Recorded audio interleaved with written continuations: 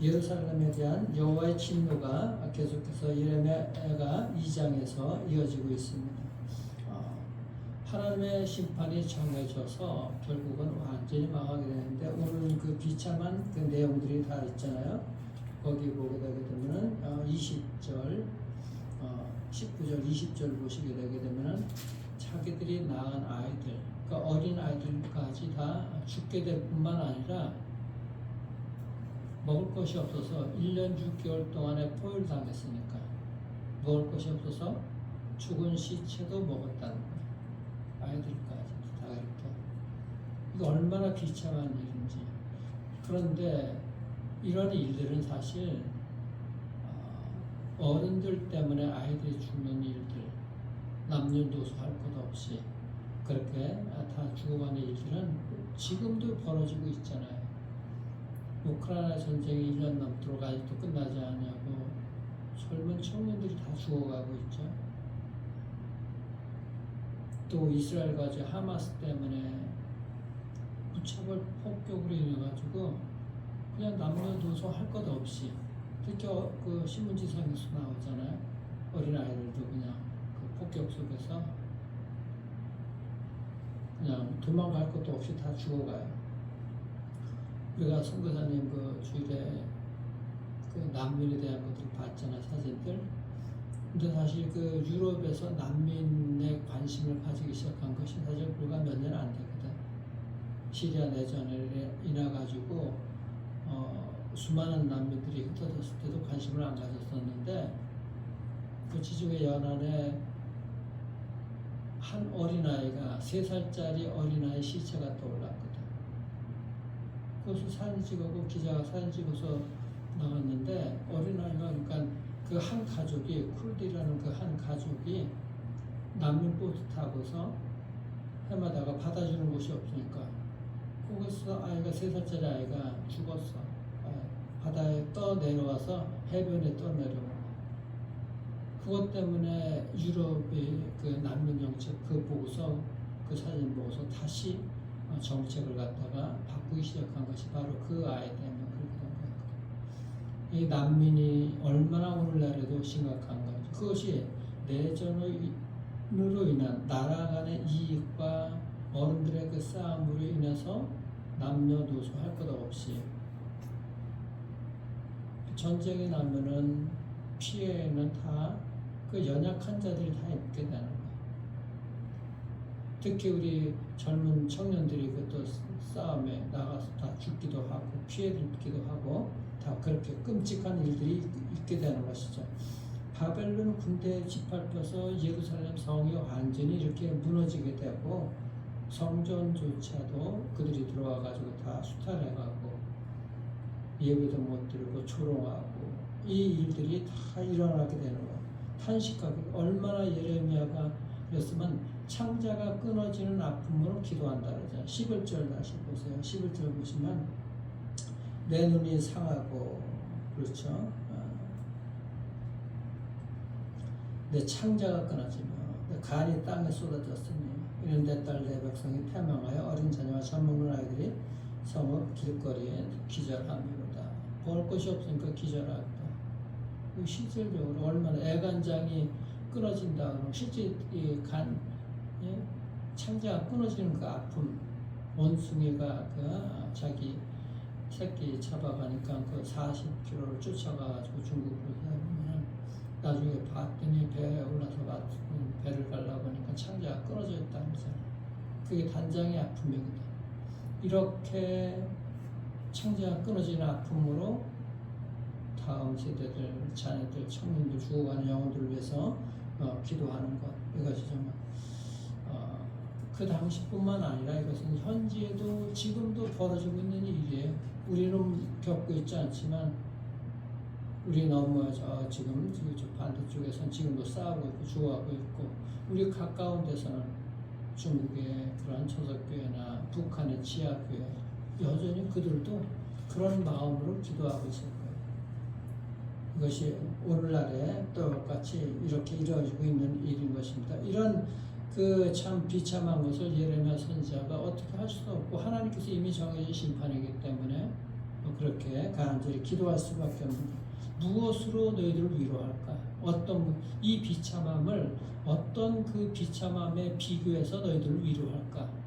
그렇게 예레미야가 얘기를 하고 있잖아요. 다른 재앙과 비교할 수 없다는 것이죠. 다른 재앙과 그렇게 비참하다는 거예요. 안타깝게도 이 상황이 지금도 많이 그렇게 일어나고 있는데 우리가 이것을 우리나라를 위해서도 여러분들 한번 생각해 보세요. 우리나라를 위해서. 우리나라가 이게 특히 청소년들 이렇게 자살률이 OECD 국가에서 지금 1, 2위를 다퉈요. 특히 지금 우리나라가 저출산 이것 때문에 지구상에서 가장 빨리 없어질 나라가 우리나라라. 앞으로 나라가 없어지는 것이 우리나라, 그다음에 일본 이런 식으로다가 아주 정말 심각한 거예요. 다음 세대들이 사라져가고 있다는 것이죠. 또 이 방황하는 영혼들 세상에 빨리 이게 흡수가 되는 이 방황하는 영혼들을 사실 영적으로 그렇게 또 죽어가고 있는 것이죠. 이런 것들을 위해서 우리가 정말 울어야 되는 것이죠. 그 시대의 아픔과 절망을 끌어안고 예레미야가 이렇게 가장 이게 창자가 끊어지는 아픔으로서 그렇게 기도했던 것들처럼 하나님 앞에 이렇게 눈물을 쏟아 붓는다 그러잖아요. 거기 20절 한번 보십시오. 여러분들 보시게 되게 되면은 어떤 마음으로 기도하는가. 18절부터 보십시오. 그들의 마음이 주를 향하여 부르짖기를 딸 시온의 성벽아 너는 밤낮으로 눈물을 강처럼 흘릴지어다. 스스로 쉬지 말고 네 눈동자를 쉬게 하지 말지어다. 초저녁에 일어나 부르짖을지어다. 내 마음을 주의 얼굴 앞에 물쏟듯 할지어다. 각 길 어귀에서 줄여 지키지는 내 어린 자들의 생명을 위하여 주를 향하여 손을 들지어다. 어린 생명들이 죽어가는 그 길가, 길 어귀에서 죽어가는 영혼들, 우리 아이들이 방황하는 거 이런 것들 영적으로 이런 마음들을 가지고 손을 들고 하나님께 부르짖고 기도해야 되는 게 사실 정상인 것이죠. 우리가 그냥 안일하게 지금 그냥 있을 때가 그냥 아니라는 것입니다. 안일하게. 그 영혼들은 그렇게 지금도 전쟁 중에 죽어가는 그 아이들을 위해서 부모들이 울부짖고 있을 거 아니야. 복격으로 죽어가는 아이들. 우리는 지금 영적으로 아이들이 죽어가고 사실 이 나라가 아이들 저출산 때문에 나라가 언제 이게 제일 먼저 없어질 것이라는 것인데 이런 것들을 영적 감각이 있으면 정말 위해서 기도해야 되죠. 다음 세대들을 위해서. 수많은 일들이 우리 앞에 있는데 그냥 너무 안일하게 세상에 그냥 여전히 나만 그냥 물질적으로 먹고 살면 이상이 없을까 여기에만 초점에 맞춰 있고 그런 것은 아닐까 우리가 생각을 해야 되는 것입니다. 이 예레미야 뒤에서 지금도 말할 수 없는 탄식으로 성령이 말할 수 없는 탄식으로 기도하시는 거 하나님도 계시잖아요. 마음이 아프고 그렇게 우리를 위해서 기도하시고 장차 예루살렘에 당할 명만 보고 있는 것이잖아요. 그들이 지금 현재 이 본문에서 이것이 예레미야 선지자는 40년 동안 계속해서 그렇게 돌아오라고 기도했거든. 선포했는데 그들이 돌아오지 않는 거예요. 사실 우리가 한두 해가 아니죠. 이런 것들이 앞으로 계속 선포되어지는데 그 말씀대로 살지 못하고 우상 따라가게 되면은 언젠간 그런 일들이 또 일어나게 된다는 거예요. 그것이 오늘날도 우리가 계속해서 기도를 해야 되는 것이죠. 하나님을 거부하고 살아가는 세상 사람들, 또 세상에 그렇게 도전과 이렇게 유혹, 사탄의 그 시련 앞에, 도전 앞에 방황하는 우리 영혼들 위해서 또 정말 기도해야 되는 거예요. 중보 기도해야 되는 거예요. 왜 이렇게 됐는가? 계속 말씀드리지만 우상 숭배했기 때문에 하나님의 백성들이 하나님께서 말씀하시는 대로 따르지 아니하고 세상과 똑같이 살아갔기 때문에 그런 것이죠. 오늘날도 마찬가지인 거예요. 우리 그리스도인들이 하나님 말씀에 따라서 순종하고 살아가야 되는 겁니다. 세상과 다르게 살아가야 되는데 세상 사람들과 똑같이 살아가는 것, 그건 우상 숭배하고 따라가는 거나 마찬가지인 것이죠. 오늘날도 이것이 똑같게 그렇게 나타나는데, 여러분들 우리가 신앙생활이라는 게 뭔가? 세상 사람과 다르게 살아가는 것, 그것이 신앙생활인 것입니다. 우리 그리스도인들의 삶은 하나님의 말씀대로 살아가야 되는 것이죠. 마태복음 5장에 보면 예수님께서 산에서 설교하시는 장면이 나오죠. 그게 산상설교, 산상수훈이라고 그러잖아요. 그런데 그 이제 결론이 6장, 7장에서 이렇게 나오게 되는데, 어제도 제가 그 마태복음 6장 8절에 있는 말씀을 갖다 묵상을 올렸잖아요. 이방인들 기도할 때 자기들이 원하는 것만 기도하고 헛된 것만 쫓아가는 거예요. 계속해서 중언부언하는 거예요. 헛된 거 반복해서 기도하게 하는 거예요. 그런데 예수님께서 제자들에게 주님께서 가르쳐 주신 그 기도, 이렇게 기도하라 하고 하기 그 말씀 전에 주신 말씀이 마태복음 6장 8절이거든. 이방인들과 같이, 그들과 같이 하지 말라. 너희들이 그렇게 헛된 기도 하기 전에 이미 하나님께서는 너희들이 원하시는 것 다 알고 계신다. 그렇게 말씀하시잖아요. 세상 사람들과 너희는 그들과 같이 아니하니, 그렇게 말씀하셔요. 마태복음 6장 8절 한번 찾아가 보시길 바랍니다. 마태복음 6장 8절.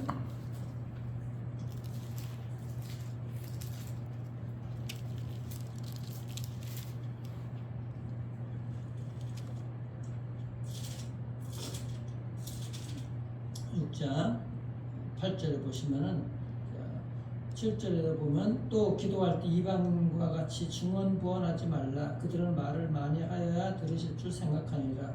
8절 보면 그러므로 그들을 본받지 말라. 구하기 전에 너희에게 있어야 할 것을 하나님 너희 아버지께서 아시느니라. 그러니까 세상 사람들과 달라야 된다는 거예요. 그들을 본받지 말라는 거예요. 이게 사실은 결론인 거예요. 이방인들, 세상 사람들 똑같이 살아가지고 되면 안 되는 것이죠. 이 말씀이 구약의 모든 말씀, 특별히 레위기 18장에 있는 말씀하고 연결이 되는데, 레위기 18장 한번 찾아가 보세요. 레위기 18장.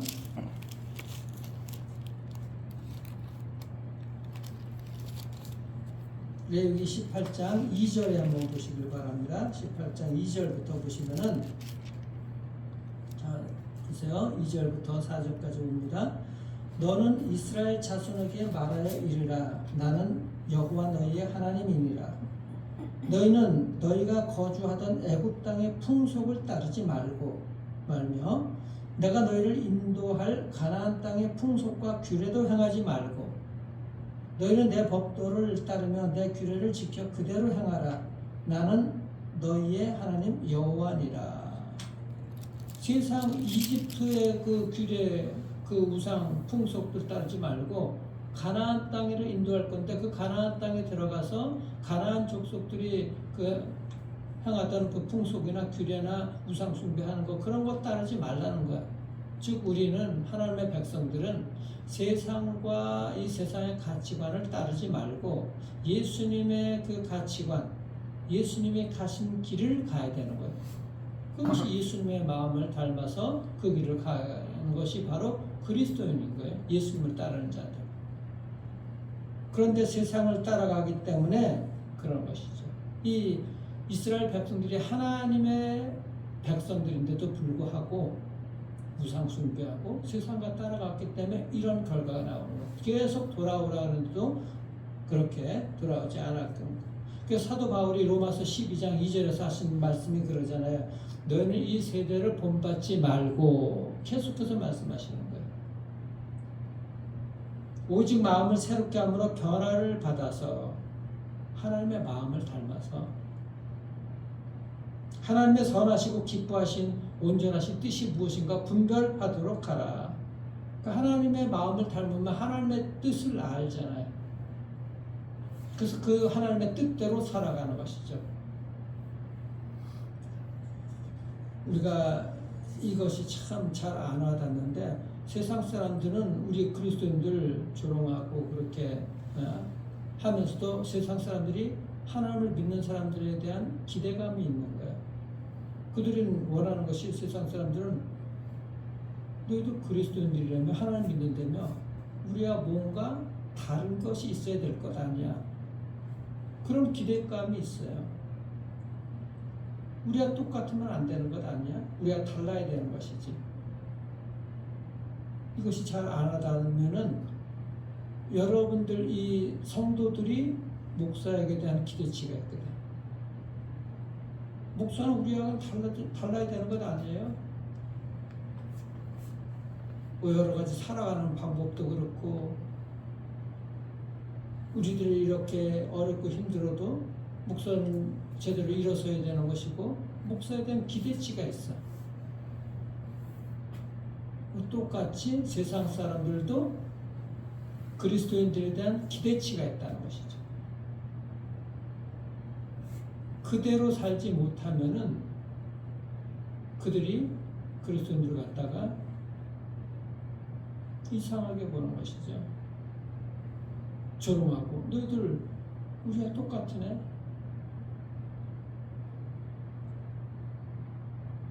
우리는 이 예수님께서 가신 그 길을 따라가는 자들이거든요. 세상과 다른 거, 세상의 가치관과는 달라야 되는 것이죠.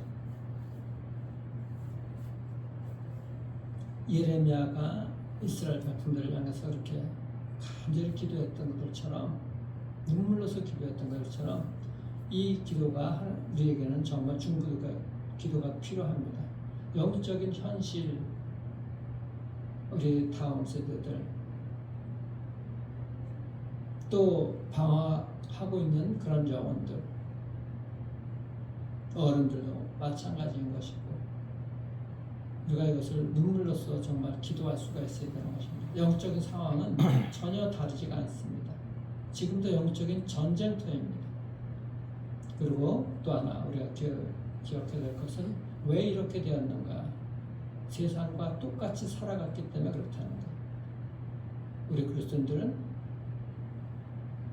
그런 일들이 벌어지지 않게 되려면 우리는 오늘도 예수님을 닮아서 예수님의 가신 그 길을 가는 세상과 다른 길을 가야 되는 거예요. 세상 가치관 따르지 않아요. 그래서 하나님께서 그들을 통해서 이 세상을 바꾸려고 하는, 변화시키는데 그 그리스도인들이 필요한 것입니다. 예수님과 예수님의 제자들이 그 당시에 혁명적인 그런 삶을 살았던 것처럼, 그래서 2000년 동안에 이 예수님의 정신이 그대로 이루어져, 이 복음이 이어져 왔던 것처럼 예수님을 닮아서 예수님의 가신 그 길 그대로 따라가는 그런 삶으로 하나님께서 이루고자 하시는 일들 여러분들을 통해서 이루어지는 이런 복된 인생들 살아가기를 주님의 이름으로 축원합니다. 기도하겠습니다. 우리 주님 감사합니다. 정말 예수님을 닮아서 예수님께서 가신 그 길, 이 세상과 다른 그 길 가게 될 때 하나님, 세상이 부패되는 그것을 막는 소금과 같은 그런 삶을 살게 될 것입니다. 너는 세상의 소금이니 소금이 만일 그 맛을 잃으면 무엇으로 짜게 하리요? 라고 주님께서 말씀하셨던 이 말씀, 우리가 세상이 부패되지 아니하도록 맛을 내는 그리스도의 그 맛을 내는 하나님의 귀한 그런 백성들 되게 도와주셔서 방황하고 있는 영혼들, 죽어가는 영혼들, 영적으로 죽어가는 영혼들, 또 연약한 자들 위해서 정말 하나님께 두 손 들고 기도하는 하나님, 이 시대에 남은 자들 될 수 있도록 하나님 축복해 주시고, 또 무엇보다도 우리가 세상과 다르게 하나님의 가치관을 가지고 하나님의 마음을 가지고 연약한 자들을 위해서 중보하며 또 이 시대를 본받지 아니하며 하나님께서 주신 사명 감당하는 우리 복된 베들레헴 성도님들과 우리 다음 세대들 될 수 있도록 하나님 축복하여 주시옵소서. 특별히 우리 죽어가는 다음 세대들, 영혼들, 방황하는 영혼들 위해서 간절히 두 손 들고 기도하는 우리 기다림 성도님들 될 수 있도록 축복해 주셔서 이 시대와 또 이 한국 아버지 하나님 우리 한국교회를 위해서도 정말 눈물로서 다음 세대를 위해서 기도하는 두 손 들고 기도하는 하나님 우리의 모든 교인들 될 수 있도록 하나님의 축복해 주시길 소망합니다. 오늘도 그 하나님께서 주신 그 사명 감당하는 그 은혜가 있게 하시고 오늘도 그런 영적으로서 예수님의 가신 그 길을 따라가는 예수님을 닮아서 그 길을 따라가는 하나님의 귀한 그런 사명을 감당하는 그런 삶을 살 수 있도록 하나님께서 인도해 주시길 소망하고 살아계신 우리 구주 예수 그리스도의 이름으로 감사하게도 드려옵나이다. 아멘.